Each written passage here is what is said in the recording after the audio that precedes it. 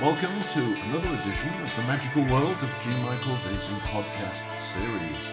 And if you haven't already liked and shared one of my podcasts around and maybe subscribed, might you consider doing so now to make sure that you catch all of my episodes now and into the future.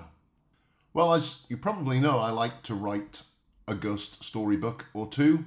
I also like to collect ghost stories. So it's always fun to interview another author who's working within the same genre.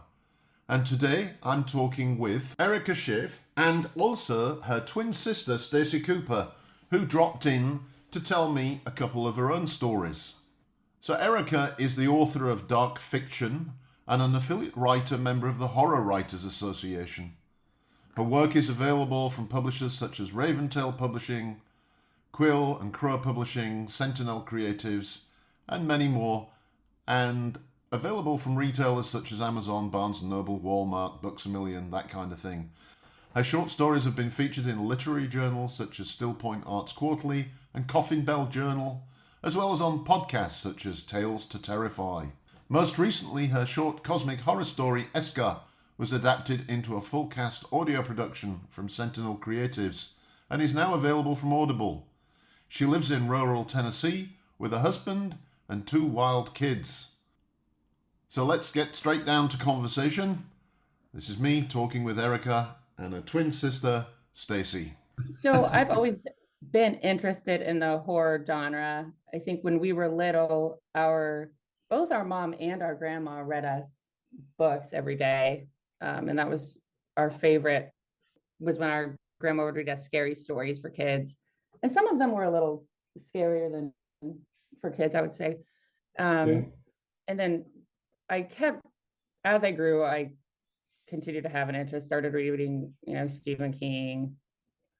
And I've always also really liked the haunted houses, specifically the haunted house genre, especially books like The Turning of the Screw, and like movies like The Others, things that have kind of a twist on a haunted house. Mm-hmm.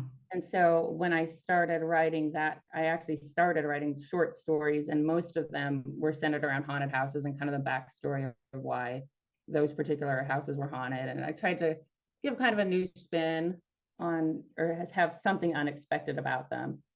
But I really like the atmospheric gothic kind of subgenre of horror. And I was going to say the book that I wrote that published with Raventail, The Rooms of Turnstone Manor, is the longest work I'd written about a haunted house, and I really got into the characters and the setting in that. So it started off kind of as a short story that ended up getting novella or novel sized as I kept building the world. So how long was it? It is about 25,000 words. Right. So novella sized. I don't think I've been able to write a book longer than about 30,000 words. I just can't do it. I don't know why. I've written a couple of novellas myself. Mm-hmm. And, I thought they were horrendously long, but they turned out to be less than 30,000 words. And I just won't happen. Yeah, the amount of time that it takes to write is so, you don't realize how long the writing process takes just from reading, because you can sit down and read a 70,000 word novel in a day or two, but to write something like that, I think I wrote my longest novel was about 70,000, and it took me a year. Wow. Yeah. No, it's not for me. I end up basically either writing something around 30,000 words, or it's just a bunch of short stories that I edit, and that's it. Yeah. I think my favorite's still short stories. I still really like writing short stories. So you read horror and ghost stories. Mm-hmm. Did you ever experience anything growing up, or even in more recent times, that kind of Yeah. give you inspiration? So my twin sister and I both, throughout our childhoods, experienced sleep paralysis. But when we first started having the experiences, we had no idea that sleep paralysis was even a diagnosis or even a thing that other people experienced. So I would say the first time we used to share a bedroom when we were kids at our parents' house. And I think the first time I remember having sleep paralysis, um, so in the sleep paralysis, it's like your body is whatever chemicals that your body makes to keep yourself asleep while you're having dreams, so you don't act out your dreams. That's still in play in your body. So you can't move, but you're awake. So you can see the room around you. You can't move at all. But sometimes you also are still experiencing a dream, but it's almost as if you're having hallucinations in the room that you're truly in. So you can open your eyes and see the room where you're sleeping, and it's your bedroom. And but you're also able to you can hear and see things that aren't really there. So it's kind of like you're dreaming, but you're awake in a way. Yeah. And you can't move. And that was the most frightening part for me, was not being able to move. So the first time I remember having it was when we were sharing a room, and I opened my eyes and I could see our bedroom and I could see the doorway, but I couldn't move, which was really scary for me because that was the first time that had ever happened where I was unable to move at all. And I heard laughing, like kind of sinister laughing from the doorway, but I couldn't, there was nothing I could do about it. I couldn't scream. I couldn't do anything. And then I think I finally was able to move my arm because I was concentrating so hard on it, and then woke up fully. And of course, there was nothing laughing. It was just, I was having kind of a waking nightmare. But yeah, I was terrified. And it's funny because my sister Staci, we're, like I said, we're identical twins. We started having the experience right around the same time. And she's actually had, I would say, more than I have, more terrifying experiences. Staci, you want to tell me about yours? Yeah, go ahead. Okay. So we have similar voices, probably. We have very similar voices. So the first time I had one was in the same room as where Erica had hers. But actually, the first one I remember in big detail was I was home from school, and I was old enough to be by myself. So Erica was gone and our parents were gone, and I was in my bed taking a nap, and I fell asleep, and I woke up kind of, and this was my first experience, and I had never heard of the sleep paralysis before. And so I thought, I woke up sort of, and I could open my eyes and see, and I could see my hand kind of like lying on the bed beside me. And I was really, really scared because I wasn't able to move, and I thought, like, did something happen to me in my sleep, and this is forever, am I paralyzed? And I heard people come in the room, and I saw shadows come over the bed, and I heard people talking, and I got the impression they were talking about me, and they were saying, she looks like somebody, some name I don't remember, and just talking about me, talking about the way I looked. And I was so scared, and I felt a weight sit on the bed. Yeah. Kind of down, like how if somebody was to sit on the bed that you were on, you would feel them, kind of the mattress move. Yeah. And I felt that, and I squeezed my eyes shut, and I was like, oh my God, like I thought they were ghosts. I thought it was a paranormal experience. And I opened my eyes again. I saw my hand, and I looked at my thumb, and I was like, if I can move my thumb, I'll wake up. And I moved my thumb. Eventually, it seems like it takes forever. Like when you're in it, usually when you're asleep, time seems like it goes really fast, but this is the opposite. It felt like it was forever. And I finally moved my thumb, and I woke up fully. I could move again and everything. And all the people that I had heard in my room and the shadows that I had seen were gone. Right. And I was like, I'm not going to tell anybody about this, because I thought it was a paranormal experience, and I thought no one's going to believe that this happened. The most recent time that it's happened to me was actually when we were living in Germany. We had a house that was like right on the edge of the Black Forest. And they had gone for a walk that day. Yeah, we had gone. So our neighbors, our German neighbors had told us that there was, my German isn't the best, but I believe they called it a Hexenplatz, which was a place where witches used to gather in the Black Forest. We lived right on the edge of the Black Forest. And so we went looking for it, and I don't think we ever found it. We saw some really interesting ruins and things. We came back, and it was kind of a spooky day because we had done all that. And then we came back, and that night, and this was when my son he was still an infant, so he wasn't sleeping great. And that night I had fallen asleep on the couch. And so I was downstairs by myself in our living room on the couch. And I felt, and this was probably the weirdest one I've ever had, the most realistic one. I was laying on the couch facing the doorway into the living room, and I felt the room get extremely, extremely cold. And I mean, like the type of cold where you can see your breath, Right. like freezing, which was weird. It was not a cold night. It was a warm time of year. Yeah. And in the doorway, I saw this huge figure that was my husband is 6'5", and he could walk under these without crouching.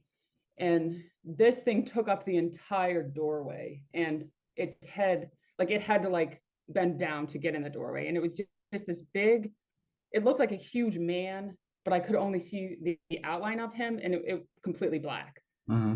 And I saw him like duck under the doorway, and I tried to move and I couldn't. And I realized at this point, oh, this is sleep paralysis. It was still very terrifying though. And I felt still that same coldness, and the figure walked by me, like in front of me and past the other side of the couch. And I was thinking in my head, normally when this happens and I'm having sleep paralysis, in my head, I'm saying, wake up, wake up, wake up. So I was, trying to wake myself up, and I heard him, he just made like a really guttural, weird, I can't really repeat it. It was just like a "Ruh!" type of sound, like, and that woke me up fully. I was able to move then, but that was the weirdest time, because even after that, I still felt that really, really cold. Right. It was still a very, very eerie sense. And I told my husband the next day, I said, we're not going out looking for this spooky stuff anymore. We're done. Well, then after you've woken up, one of your baby son's toys went off. Yeah, one of his toys went off that night. Like, you know how sometimes they will just randomly go off, and okay, his went off. Now this is extra scary because this toy was a dog, and this dog would say, part of his song was, he would say, I'll follow you everywhere you go. And that was the part that went off. Oh, lovely. I was terrified. I went upstairs, and then actually though, interestingly, I was like 2 nights later, my husband fell asleep down there with my son, and he woke up in the middle of the night, and he had to come back upstairs because he was freezing. It was a warm night. Nothing else happened to him. He did have the experience of being unreasonably cold. Yeah. So. Yeah. No, I mean, I relate to that. I've written an entire book on sleep paralysis and developed a little theory that is quite. I'm a PhD scientist, but it's quite contrary to the current scientific thinking, which is that sleep paralysis, causes the experience. And I think basically the sleep paralysis is caused in order for them to give you the experience, which is a little bit of a different take. And I too was in Germany. I was on an overnight train going from Vienna to either Hamburg or somewhere like that, somewhere up north, Dusseldorf, somewhere like that. Mm-hmm. And I was really quite excited because I'd booked a very nice, first class sleeper on my own. That sounds like amazing. Yeah, that sounds wonderful. So it was really nice, and it had a sort of private little bathroom and shower and all this kind of stuff. So I was, poking around, playing with everything. And I couldn't wait actually to jump into bed because I was absolutely tired out. And I figured that with the movement of the train, I'd sleep like a log. So I got into bed more or less as soon as we left Vienna, and I fell asleep. And the next thing I know is I'm wide awake, and this thing is sat on me. Mm-hmm. Yes. And I cannot move. And I can hear laughter from the people next door. I can hear the train moving. And this thing, this horrible, putrid thing is sitting on me. Mm-hmm. And I'm terrified. I mean, just like, terrified. And it's really hard to explain how terrifying that is. You can't explain it to other people. Yeah. you have to have the experience in order to understand what this feels like. And that was what struck me when you two were describing your experience. It doesn't sound so scary, but if it's happened to you, good grief. Anyway, Yeah. again, I managed to do what you did. I managed to wake up, Mhm. but I saw this sort of cloud of smoke disappear up into the luggage rack, and I was sitting there looking at this cloud of smoke in the luggage rack, thinking, okay, well, this is weird because it's not supposed to be there, right? This Mhm. is supposed to be just a nightmare in a sleep Right. This is paralysis also state. It's not right. supposed to be real. Yeah. Mhm. So I got up, got dressed, went for a walk, bought a beer, had a beer, spoke to some people, went back to the room, the carriage, went back to bed, and the same thing happened again. And this time, this thing certainly seemed to have some design on me, which I wasn't Mhm. very happy about. And again, I managed to wake up, and I didn't sleep a wink the rest of the night because it wouldn't go away. It was still there. It was in the luggage rack, and I could see it. I could see it as a cloud of smoke. So I started doing a bunch of research and talking to people and reading about it. And I came up with the idea that, that the other sides, there are some entities on the other side that feed off your fear, that feed off your Mhm. lust, that feed off negative emotion. And if they can put you into a state of sleep paralysis and then scare the bejesus out of you, they're having a nice little feast. And I think that's part of the fear is you can sense something malicious about it. It Yeah, it's doesn't Yeah, malevolent it feeling. is. Mhm. absolutely. Malevolent is the right word. Yeah, yeah.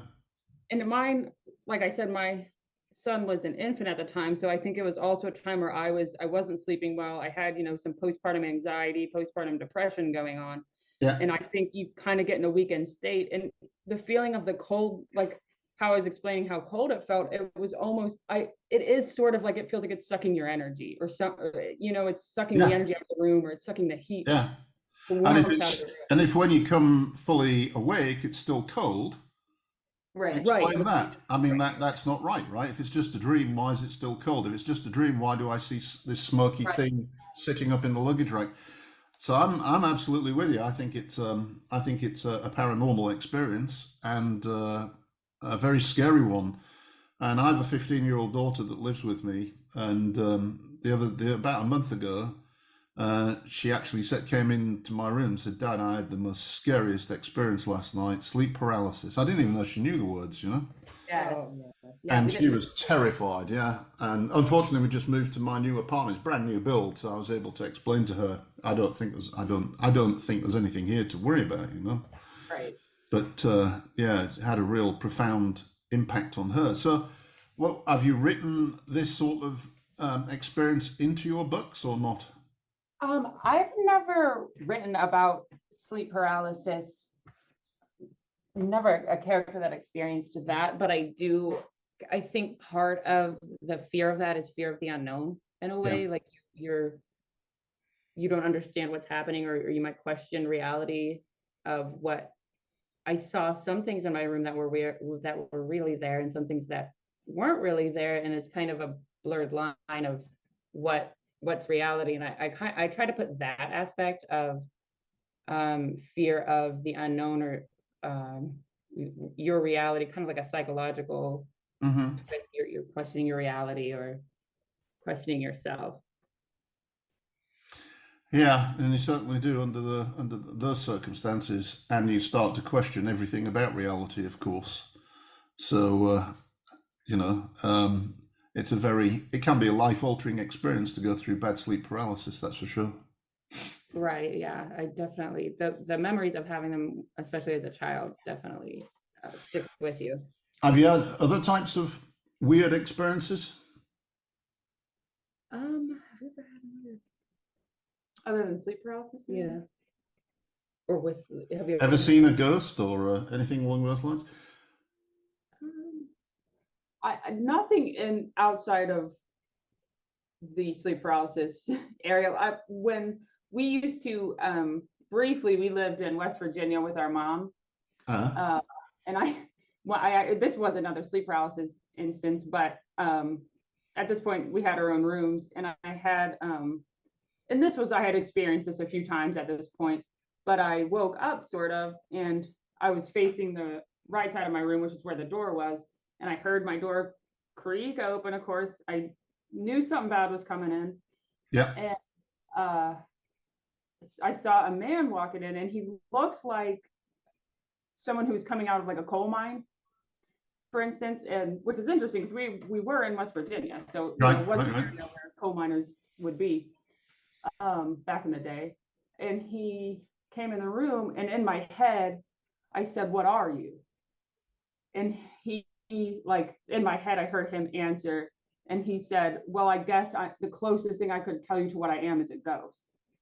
Right. And I was like, okay. And then I felt my heart start beating really fast. I woke up basically instantly after he replied. I didn't know if I was, like I said, it was in my head that the dialogue was happening, but Yeah. the answer scared me really bad. So I woke up right after that. Interesting. I tell you what, dreams are also can also be scary and weird, but they're never quite as bad as the sleep paralysis experience. I had a weird dream the other night. Actually, I was just telling my girlfriend about it, and very bizarre dream. Mm-hmm. And just to cut the story short, involved like an IBM type facility, massive, or an SAP type facility, massive, lots of buildings, all color coded.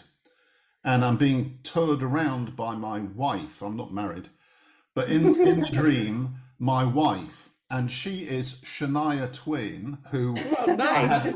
I had not given a thought to in 10 years at least. And her mother is running an experiment in this building with hippopotamuses. Make of that what you will. I can't quite decipher it. Symbolism. Yeah. Some kind of Freudian thing there. I don't know. Yeah. So I started listening to Shania Twain again, and I'd forgotten how good she was, actually. Yeah, there you go. That's what the dream meant. Start listening to Shania Twain again. And okay, so let's go back to the writing. Okay. How many books have you put out? So 1, 2. I have 2. I have a novel and a novella out, and I have one coming out December of this year from Bridget's Gate Press. It's called This Cold Night, and it's also about a haunted house, but a very different backstory. So when you sit and you think about writing a new story, Mm-hmm. what's the process? I mean, are you doing some research? Are you reading ghost stories? I mean, are you thinking back to the stories you were told? How does it work? Now, a lot of times what I do is actually I like to listen to audiobooks while I'm going to sleep. And my favorite are some of the older, like H.P. Lovecraft. We listen to just some older classic, like Algernon Blackwood, people like that. And I kind of go to sleep, and then sometimes they'll give me an idea, or I'll think of a place or a character. A lot of times when I start with a story, it's a place or a character or a couple of characters that I think of first. Mm-hmm. And then I kind of try to build a world around that place or those people. And then usually once I have the idea of where or who or when, then I have to start doing research. Depending if it's not present time, then I have to do some research, obviously, about what would they be wearing, what would their house look like, what would how would they talk, things like that. But most the Rooms of Turnstone Manor and the book I have coming out in December both set in modern times, so I didn't have to do a heavy amount of research for either one of those. A little bit of where they were set, I had to do a little bit of just geography, what would it be like in that area, but no, I didn't have to do a lot of research for either one. Mostly they take place in the house, in the haunted house, so there's not, it's when you're talking about haunting, if you've never experienced a haunting, mm-hmm. what are the imaginative juices at work that are creating this haunting? Yeah, I think either things that I have read, or even movies that I've watched, and thinking about what really scares me about them. Right. And trying to incorporate that, but obviously make something different. Yeah. And what what's been written before, or I really like learning in something I'm reading or something I'm watching. What's the backstory of this place? Why is it haunted, or what's haunting it, and how are characters going to interact with the haunting, and how would you feel if this happened to you? And I try to do things that are genuinely scary. I think, that's why you read horror, obviously. And what do you think is scary? I was having this conversation with Nick last time I spoke with him, Mm-hmm. and I was telling him that obviously I collect stories on the website there, and then occasionally I'll take a handful of the best and rewrite them and put them out as a short stories, non-fiction ghost story book. Mm-hmm. And I was talking to him and trying to figure out in the conversation what I thought were the truly successful stories and why. Mm-hmm. And I think we came to the conclusion that the stories that seem to be the most scary to people are not the ones with some kind of visible entity, or the knocks and bangings and Mm-hmm. that kind of thing, but the ones that are just totally bizarre. Like there was one short story submitted where a guy who liked to cycle in the forest, one day he cycled into the forest and he was on his usual path, and he got about 20 minutes in and realized he had no clue where he was. Mm-hmm. And not only that, but the forest suddenly seemed unfriendly, very sinister, very dark. He started to imagine all kinds of things hiding behind trees and watching him and stuff. And he panicked, turned around and tried to cycle out. And he said that it seemed to take like 3 hours of cycling down this path. And he was beginning to think that he'd never ever get out the forest alive, And eventually he came flying out the forest. And that story is more scary, I think, Mm-hmm. than a shadow person appearing in your bedroom or something along those lines. Do you sort of work with similar ideas, or are you more of a phenomena person? I think I really like a psychological aspect. I think I really like uncertainty, and Yeah, I think the scary thing about it is it's not something you can escape. You yeah, can, if there's something haunted in your house, or this room, for instance, you can get out of the room, you can get out of the house, but you can't get out of your own head. You can't yeah, change your perception when that's you. And I think that, like I said, that's kind of goes back to sleep paralysis in yeah, a way. You're not sure what's happening to you, but you can't do anything about it. yeah. And you and also you don't, and this is kind of why I think also cosmic horror is so successful, is because you're not going to get the answers. It's not black and white. It's not like, oh, the cure for this is this, or are you genuinely experiencing this, or is it all in your head?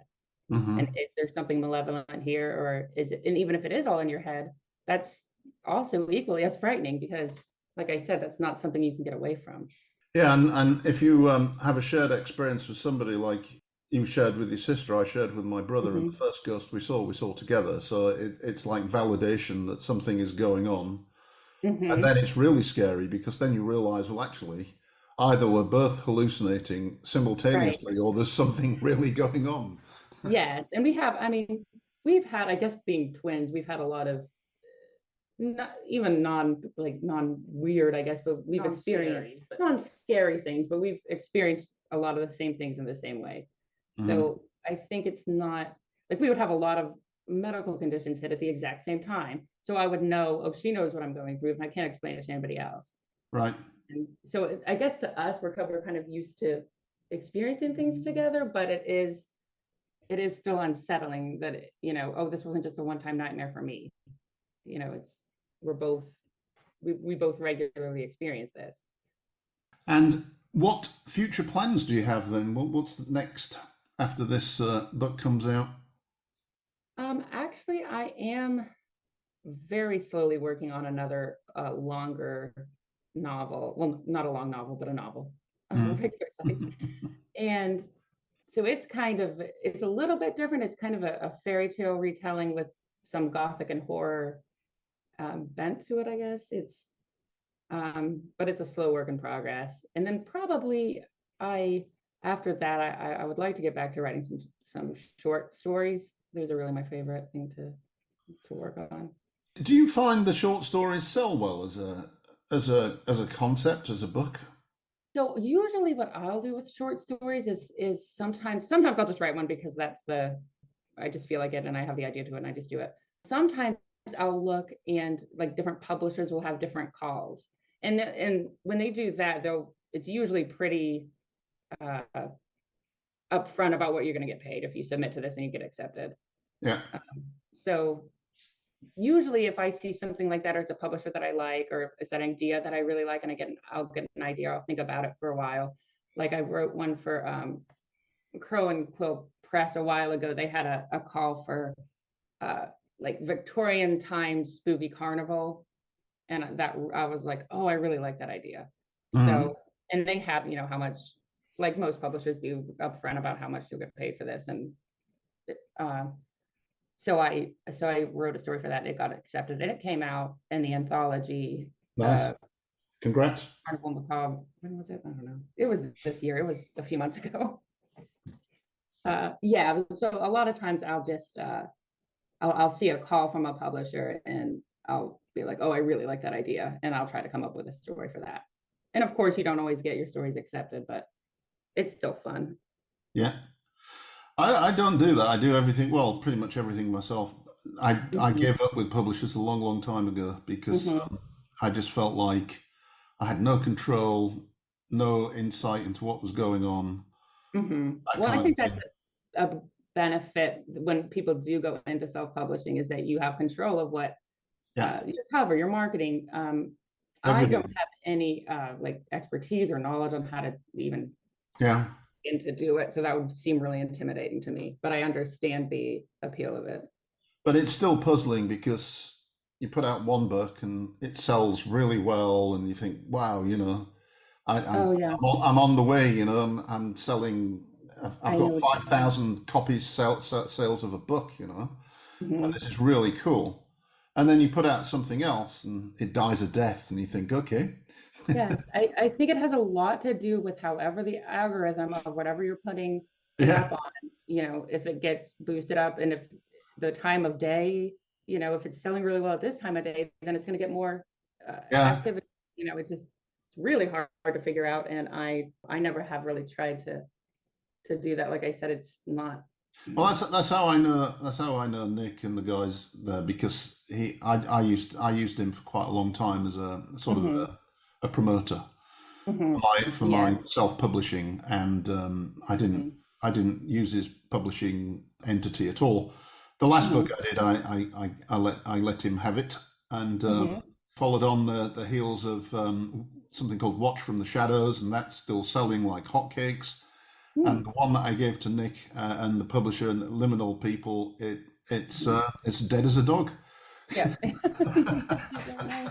And I've had that experience a little bit, even with the same. Now, a lot of mine are short stories and anthologies, so I'm not the one. Usually, it's either a flat rate or per word. I'm not making Yeah. royalties on that, but I can still see how well they're selling, and it's very interesting because some of them I'm like, oh yeah, this is like, it's good, but it's kind of run of the mill, whatever. I've seen things like it before. Sometimes, and then you'll have a story and one that you think is really unique and this is going to sell really well, and then Yeah. it doesn't do anything. So I have no idea. I have no idea. No, no, me neither. And I've talked at length to Nick and others, and Hmm. in the end, I don't think any of us really have any idea. It's something about combination of, as you say, timing, cover, title, description, Hmm.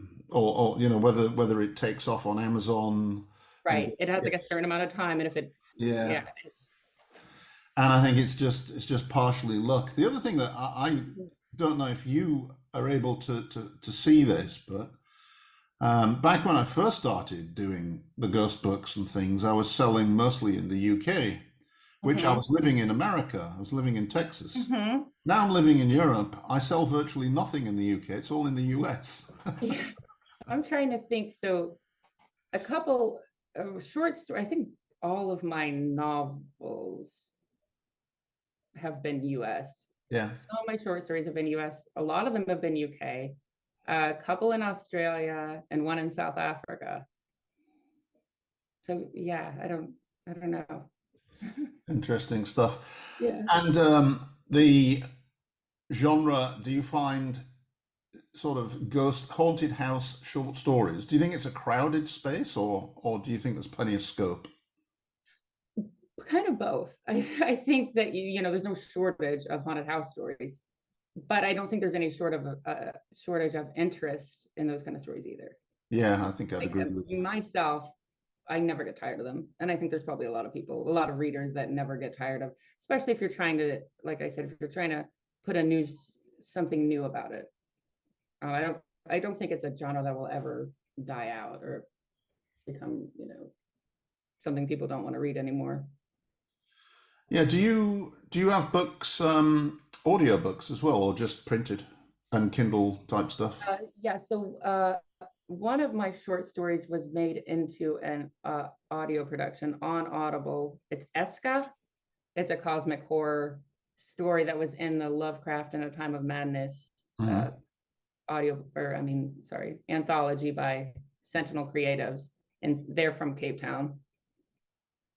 Do you see audiobooks selling better, or does it make no difference in your opinion? Actually, no, I myself really like audiobooks, but I don't think they sell as well. I think the thing that sells the most for me that I've seen is ebooks, actually, Yeah, which is yeah, inexpensive and easy to get. As soon as you buy it, you have it. I use a particular voice talent where possible. He Mhm. does. I don't know if you're familiar with Weird Darkness podcast, but I've heard of it, definitely. yeah, he Darren Marler. He does the Weird Darkness podcast, and he reads a lot of my audiobooks. Mhm. And my daughter, if she goes on YouTube and she stumbles on a video that Darren's voiced, whatever Mhm. it is, Yeah, switch it off, switch it off. Don't want to listen. It's that ghost man. It's that ghost man. that's really funny. Well, So that's nice for you too, because you can have a say then in who's narrating. I mean, all the yeah, people that have, I thought they yeah, did I really do it myself. Again, I use ACX and I pick out. Well, now I have a relationship with Darren, so I just ask right. him if he'll Yeah. do it, and usually he does it if he's not too busy. And Mhm. we do it on a shared royalty basis, so it works out. There's no upfront cost, and then we just see how it flies. And Yeah. what I've found, and the reason why I was asking, just picking your brains, I found that say 2 3 years ago, I was doing really well with audiobooks, but Uh-huh. they seem to have sort of died off a bit. Don't sell. I used to be selling like 200 300 audiobooks a month, and now it's down to probably 60, something Yeah. along those. And I can't really say why, but No, it it definitely is. seems I to mean, have like tailed off. Yeah. personally, I really like audiobooks, but I know maybe some people can't get into them that way. Maybe I don't know. Yeah. All right. And what was it about Raventail that attracted you to them? I liked the idea because they had on their page advertised that they were interested, especially in series, and Yeah. I thought if I could come up with a character and stay with that character and kind of make that a cohesive part of the series, then I could do three different kind of haunted house, haunted estate ideas and kind of tie them together. And I thought that sounded like something that would be really fun to try to come up with. So I had the first one written and I had that sent. I sent that in, and then we had a couple of meetings on Skype about what my plans were for the second two and for the series as a whole. And then yeah, they offered publication on that, and I was excited about that. And yeah, now I still have the second one is still in the works right now as It is. well. Cool. Hmm. So there is a series. It's going to be a three. Yes, it's going to be a 3-book series, and the last one should be coming out around December of next year. So the last two should be coming out coming up this next year. Um, I had I got COVID this summer, and the mental fog I had was Mm. really set me back on a couple of things. But that was one of the things that I meant. Ideally would have liked to have the second one finished, but that just hasn't happened yet. But yeah, within this next year, both of those should be out. Cool. Yeah, no, I had it in the spring. I had mental fog too. It was that was the to me that was the main difference between cold, flu, COVID was And mine, that, you know, I had it for maybe a week with the symptoms and everything, but that mental fog lasted from like, it Yeah, seemed yeah, like, no, that's what I was going to say. I remember I tested myself and I was positive, so I thought, okay, well, good, glad that's over. And I was like totally unimpressed, you know, well, it's a bit of a sore throat and I right. feel a bit under the weather, but it's nothing much. And Hmm. after about 3 days, the symptoms had pretty much gone. I went for a couple of days and then bang, I felt like, you know, someone had just vacuumed my brain out. Yes, I couldn't finish. I was talking on the phone with my mom and I just stopped mid-sentence and had no idea where I was going. Yeah, and it took like 6 weeks, 8 weeks. I went to the doctor even and said, "Look, is this going to last forever? Because I can't, Right. you know." Yeah, I felt like it lasted like a good 3 months where I was, Yeah, and there was no writing or anything because there was just nothing there. yeah. So I sympathise. I had the same experience. Exactly. Anyway, so if listeners want to find out a bit more about you, Erica, where can they get some information, and how can they find out more about your work? I have most of my work. I have a Facebook page, which is just at Erica Schaef, and that's my Twitter as well. And there's links to my, I have a really small website where I post a little bit about my work, and I do a little bit. I think I have like one review, maybe one or two reviews where I review a book that I've read on my webpage. Like I said, the links for everything will be on my social media, which is at Erica Schaef on Facebook and Twitter. Well, I hope you enjoyed. That was an interesting conversation. I always like talking to other authors. It always amazes me where they find their inspiration, especially those that write fiction as opposed to do what I do, which is really repeat your stories. I just love good, creepy stories, whether it's fictional or non-fiction. Anyway, please do like and share and subscribe to this podcast. I'll be back with another edition of The Magical World of G. Michael Vasey in the near future. Please stay posted. It's me, G. Michael Vasey, saying goodbye.